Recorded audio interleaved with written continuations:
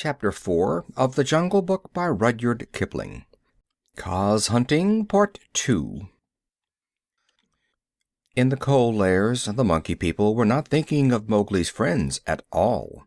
They had brought the boy to the lost city, and were very much pleased with themselves for the time. Mowgli had never seen an Indian city before, and though this was almost a heap of ruins, it seemed very wonderful and splendid. Some king had built it long ago on a little hill. You could still trace the stone causeways that led up to the ruined gates, where the last splinters of wood hung to the worn, rusted hinges. Trees had grown into and out of the walls. The battlements were tumbled down and decayed, and wild creepers hung out of the windows of the towers on the walls in bushy, hanging clumps. A great roofless palace crowned the hill, and the marble of the courtyards and the fountains was split and stained with red and green, and the very cobblestones in the courtyard, where the king's elephants used to live, had been thrust up and apart by grasses and young trees. From the palace you could see the rows and rows of roofless houses that made up the city, looking like empty honeycombs filled with blackness. The shapeless block of stone that had been an idol in the square where four roads met, the pits and dimples at street corners where the public wells once stood, and the shattered domes of temples with wild figs sprouting on their sides. The monkeys called the place their city, and pretended to despise the Jungle People because they lived in the forest, and yet they never knew what the buildings were made for, nor how to use them. They would sit in circles on the hall of the king's council chamber, and scratch for fleas and pretend to be men, or they would run in and out of the roofless houses and collect pieces of plaster and old bricks in a corner, and forget where they had hidden them, and fight and cry in scuffling crowds, and then break off to play up and down the terraces of the king's garden, where they would shake the rose trees and the oranges in sport to see the fruit and flowers fall.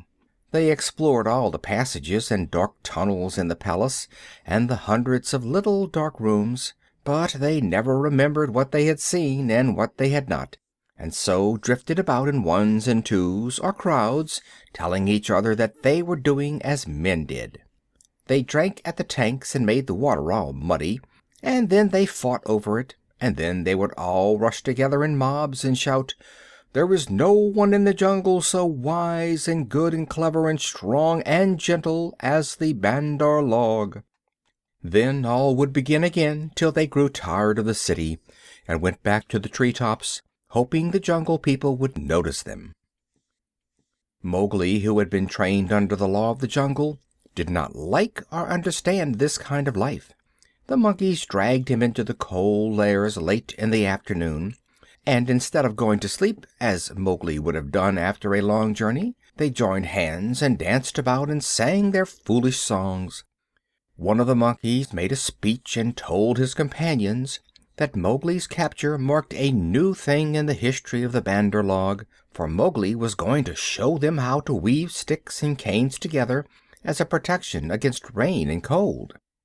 Mowgli picked up some creepers and began to work them in and out, and the monkeys tried to imitate, but in a very few minutes they lost interest and began to pull their friends' tails or jump up and down on all fours, coughing. "I wish to eat," said Mowgli. "I am a stranger in this part of the jungle. Bring me food, or give me leave to hunt here." 20 or 30 monkeys bounded away to bring him nuts and wild pawpaws, but they fell to fighting on the road, and it was too much trouble to go back with what was left of the fruit. Mowgli was sore and angry as well as hungry, and he roamed through the empty city, giving the stranger's hunting call from time to time, but no one answered him, and Mowgli felt that he had reached a very bad place indeed. "All that Baloo has said about the Bandar log is true," he thought to himself. "They have no law, no hunting call, and no leaders. Nothing but foolish words and little picking thievish hands. So if I am starved or killed here, it will be all my own fault. But I must try to return to my own jungle. Baloo will surely beat me, but that is better than chasing silly rose leaves with the Bandar log." No sooner had he walked to the city wall than the monkeys pulled him back, telling him that he did not know how happy he was, and pinching him to make him grateful. He set his teeth and said nothing, but went with the shouting monkeys to a terrace above the red sandstone reservoirs that were half full of rainwater. There was a ruined summer house of white marble in the center of the terrace, built for queens dead 100 years ago. The domed roof had fallen in and blocked up the underground passage from the palace by which the queens used to enter, but the walls were made of screens of marble tracery, beautiful milk-white fretwork, set with agates and cornelians and jasper and lapis lazuli, and as the moon came up behind the hill, it shone through the open work, casting shadows on the ground like black velvet embroidery. Sore, sleepy, and hungry as he was, Mowgli could not help laughing when the Bandar log began, 20 at a time, to tell him how great and wise and strong and gentle they were, and how foolish he was to wish to leave them. "We are great. We are free. We are wonderful. We are the most wonderful people in all the jungle. We all say so, and so it must be true," they shouted. "Now, as you are a new listener, and can carry our words back to the jungle people, so that they may notice us in future, we will tell you all about our most excellent selves." Mowgli made no objection, and the monkeys gathered by hundreds and hundreds on the terrace to listen to their own speakers singing the praises of the Bandar log, and whenever a speaker stopped for want of breath, they would all shout together, "This is true. We all say so." Mowgli nodded and blinked and said yes when they asked him a question, and his head spun with the noise. "Tabaqui the Jackal must have bitten all these people," he said to himself, "and now they have madness. Certainly this is Dewani, the madness. Do they never go to sleep? Now there is a cloud coming to cover that moon. If it were only a big enough cloud, I might try to run away in the darkness, but I am tired." That same cloud was being watched by two good friends in the ruined ditch below the city wall, for Bagheera and Kaa, knowing well how dangerous the Monkey People were in large numbers, did not wish to run any risks. The monkeys never fight unless they are 100 to 1, and few in the jungle care for those odds. "I will go to the west wall," Kaa whispered, "and come down swiftly with the slope of the ground in my favor. They will not throw themselves upon my back in their hundreds, but—" "I know it," said Bagheera. "Would that Baloo were here, but we must do what we can. When that cloud covers the moon, I shall go to the terrace. They hold some sort of council there over the boy." "Good hunting," said Kaa grimly, and glided away to the west wall. That happened to be the least ruined of any, and the big snake was delayed a while before he could find a way up the stones. The cloud hid the moon, and as Mowgli wondered what would come next, he heard Bagheera's light feet on the terrace. The Black Panther had raced up the slope almost without a sound, and was striking, he knew better than to waste time in biting, right and left among the monkeys, who were seated round Mowgli in circles 50 and 60 deep. There was a howl of fright and rage, and then, as Bagheera tripped on the rolling, kicking bodies beneath him, a monkey shouted, "There is only one here! Kill him! Kill!" A scuffling mass of monkeys, biting, scratching, tearing, and pulling, closed over Bagheera, while 5 or 6 laid hold of Mowgli, dragged him up the wall of the summer house, and pushed him through the hole of the broken dome. A man-trained boy would have been badly bruised, for the fall was a good 15 feet, but Mowgli fell as Baloo had taught him to fall, and landed on his feet. "Stay there," shouted the monkeys, "till we have killed thy friends, and later we will play with thee, if the Poison People leave thee alive." "We be of one blood, ye and I," said Mowgli, quickly giving the snake's call. He could hear rustling and hissing in the rubbish all round him, and gave the call a second time to make sure. "Even so, down hoods all," said a half-dozen low voices. "Every ruin in India becomes, sooner or later, a dwelling place of snakes, and the old summer house was alive with cobras. Stand still, little brother, for thy feet may do us harm." Mowgli stood as quietly as he could, peering through the open work and listening to the furious din of the fight round the Black Panther, the yells and chatterings and scufflings, and Bagheera's deep hoarse cough as he backed and bucked and twisted and plunged under the heaps of his enemies. For the first time since he was born, Bagheera was fighting for his life. Baloo must be at hand. Bagheera would not have come alone, Mowgli thought, and then he called aloud, "To the tank, Bagheera! Roll to the water tanks! Roll and plunge! Get to the water!" Bagheera heard, and the cry that told him Mowgli was safe gave him new courage. He worked his way desperately, inch by inch, straight for the reservoirs, halting in silence. Then from the ruined wall nearest the jungle rose up the rumbling war shout of Baloo. The old bear had done his best, but he could not come before. "Bagheera!" he shouted. "I am here! I climb! I haste! Howror! The stones slip under my feet! Wait my coming, O most infamous Bandar log!" He panted up the terrace, only to disappear to the head in a wave of monkeys, but he threw himself squarely on his haunches and, spreading out his forepaws, hugged as many as he could hold, and then began to hit with a regular bat, bat, bat, like the flipping strokes of a paddle wheel. A crash and a splash told Mowgli that Bagheera had fought his way to the tank, where the monkeys could not follow. The panther lay gasping for breath, his head just out of the water, while the monkeys stood 3 deep on the red steps, dancing up and down with rage, ready to spring upon him from all sides if he came out to help Baloo. It was then that Bagheera lifted up his dripping chin, and in despair gave the snake's call for protection. "We be of one blood, ye and I," for he believed that Kaa had turned tail at the last minute. Even Baloo, half smothered under the monkeys on the edge of the terrace, could not help chuckling as he heard the Black Panther asking for help.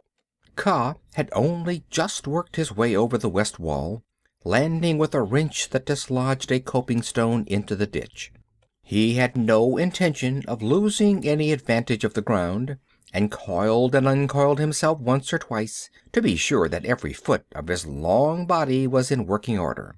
All that while the fight with Baloo went on, and the monkeys yelled in the tank round Bagheera, and Mang the Bat, flying to and fro, carried the news of the great battle over the jungle, till even Hathi the wild elephant trumpeted, and far away scattered bands of the monkey folk woke and came leaping along the tree roads to help their comrades in the cold lairs, and the noise of the fight roused all the day birds from miles around.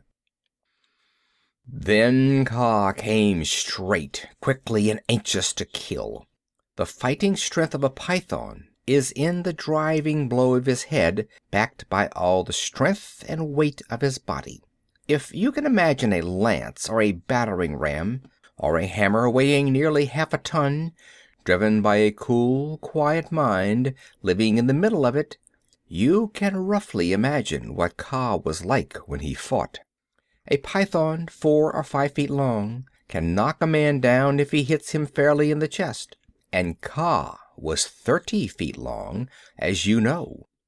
His first stroke was delivered into the heart of the crowd round Baloo. It was sent home with shut mouth in silence, and there was no need of a second. The monkeys scattered with cries of "Kaa! It is Kaa! Run! Run!" Generations of monkeys have been scared into good behavior by the stories their elders told them of Kaa, the night thief, who could slip along the branches as quietly as moss grows, and steal away the strongest monkey that ever lived, of old Kaa, who could make himself look so like a dead branch or a rotten stump that the wisest were deceived, till the branch caught them. Kaa was everything that the monkeys feared in the jungle, for none of them knew the limits of his power. None of them could look him in the face, and none had ever come alive out of his hug. And so they ran, stammering with terror, to the walls and the roofs of the houses, and Baloo drew a deep breath of relief. His fur was much thicker than Bagheera's, but he had suffered sorely in the fight.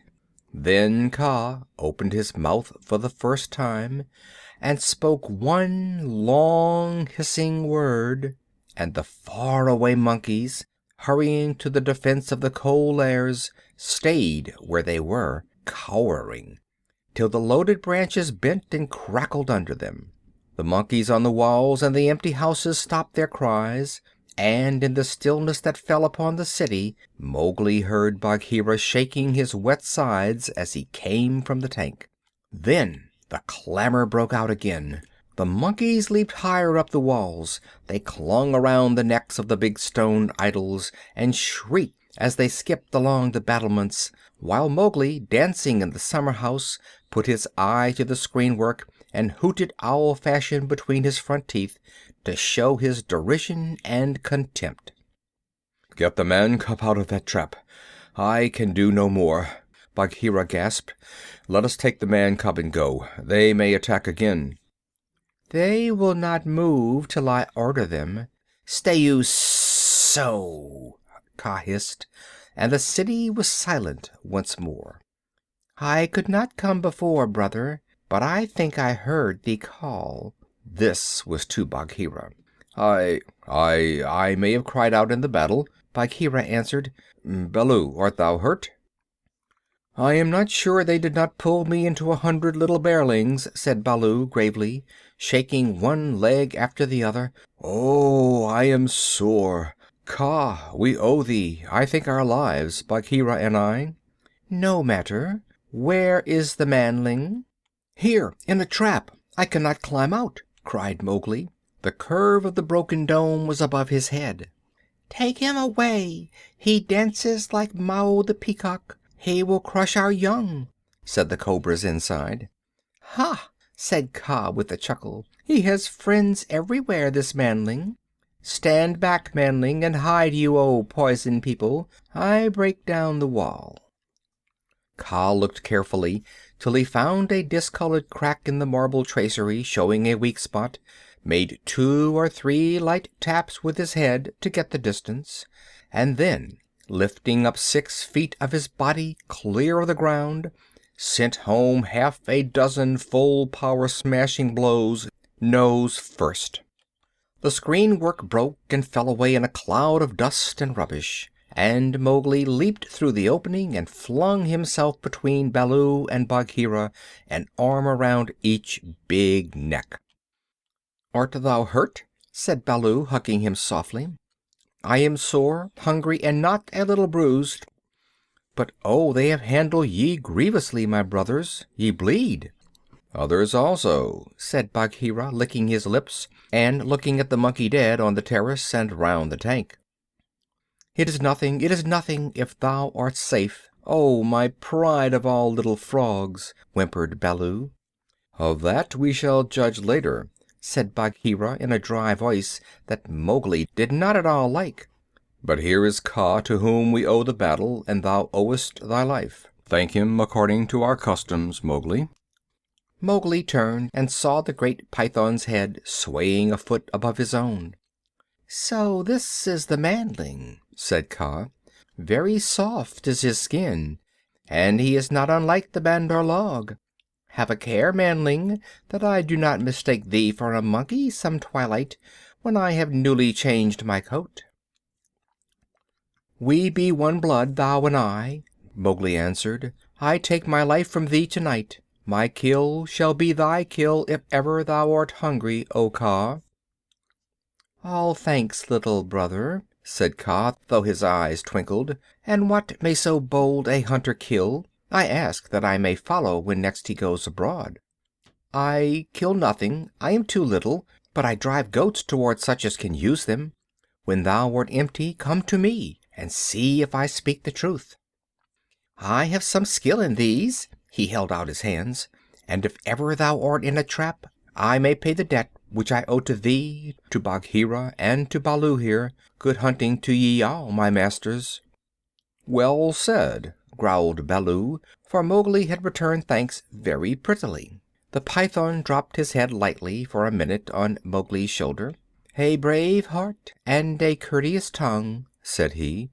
"They shall carry thee far through the jungle, manling. But now go hence quickly with thy friends. Go and sleep, for the moon sets, and what follows it is not well that thou shouldst see." The moon was sinking behind the hills, and the lines of trembling monkeys, huddled together on the walls and battlements, looked like ragged, shaggy fringes of things. Baloo went down to the tank for a drink, and Bagheera began to put his fur in order. As Kaa glided out into the center of the terrace and brought his jaws together with a ringing snap that drew all the monkeys' eyes upon him. "The moon sets," he said. "Is there yet light enough to see?" From the walls came a moan like the wind in the treetops. "We see, O Kaa." "Good. Now begins the dance. The dance of the hunger of Kaa. Sit still and watch." He turned twice or thrice in a big circle, weaving his head from right to left. Then he began making loops and figures of 8 with his body, and soft, oozy triangles that melted into squares and 5-sided figures, and coiled mounds, never resting, never hurrying, and never stopping his low humming song. It grew darker and darker, till at last the dragging, shifting coils disappeared, but they could hear the rustle of the scales. Baloo and Bagheera stood still as stone, growling in their throats, their neck hair bristling, and Mowgli watched and wondered. "Bandar log," said the voice of Kaa at last, "can ye stir foot or hand without my order? Speak." "Without thy order we cannot stir hand or foot, O Kaa." "Good. Come all one pace nearer to me." The lines of the monkeys swayed forward helplessly, and Baloo and Bagheera took one stiff step forward with them. "Nearer!" hissed Kaa, and they all moved again. Mowgli laid his hands on Baloo and Bagheera to get them away, and the 2 great beasts started as though they had been waked from a dream. "Keep thy hand on my shoulder," Bagheera whispered. "Keep it there, or I must go back. Must go back to Kaa. Ah!" "It is only old Kaa making circles on the dust," said Mowgli. "Let us go." And the 3 slipped off through a gap in the walls to the jungle. "Ooh!" said Baloo, when he stood under the still trees again. "Nevermore will I make an ally of Kaa," and he shook himself all over. "He knows more than we," said Bagheera, trembling. "In a little time, had I stayed, I should have walked down his throat." "Many will walk by that road before the moon rises again," said Baloo. "He will have good hunting after his own fashion." "But what was the meaning of it all?" said Mowgli, who did not know anything of a python's power of fascination. "I saw no more than a big snake making foolish circles till the dark came, and his nose was all sore. Ho ho!" "Mowgli," said Bagheera angrily, "his nose was sore on thy account, as my ears and sides and paws and Baloo's neck and shoulders are bitten on thy account. Neither Baloo nor Bagheera will be able to hunt with pleasure for many days." "It is nothing," said Baloo. "We have the man cub again." "True, but he has cost us heavily in time which might have been spent in good hunting, in wounds, in hair. I am half plucked along my back, and last of all, in honor. For remember, Mowgli, I, who am the Black Panther, was forced to call upon Kaa for protection, and Baloo and I were both made stupid as little birds by the hunger dance. All this, man cub, came of thy playing with the Bandar log." "True, it is true," said Mowgli sorrowfully. "I am an evil man cub, and my stomach is sad in me." "Ugh! What says the law of the jungle, Baloo?" Baloo did not wish to bring Mowgli into any more trouble, but he could not tamper with the law, so he mumbled, "Sorrow never stays punishment. But remember, Bagheera, he is very little." "I will remember, but he has done mischief, and blows must be dealt now. Mowgli, hast thou anything to say?" "Nothing. I did wrong.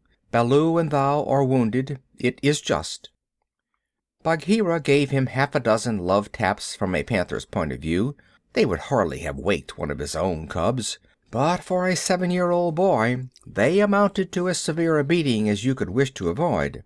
When it was all over, Mowgli sneezed and picked himself up without a word.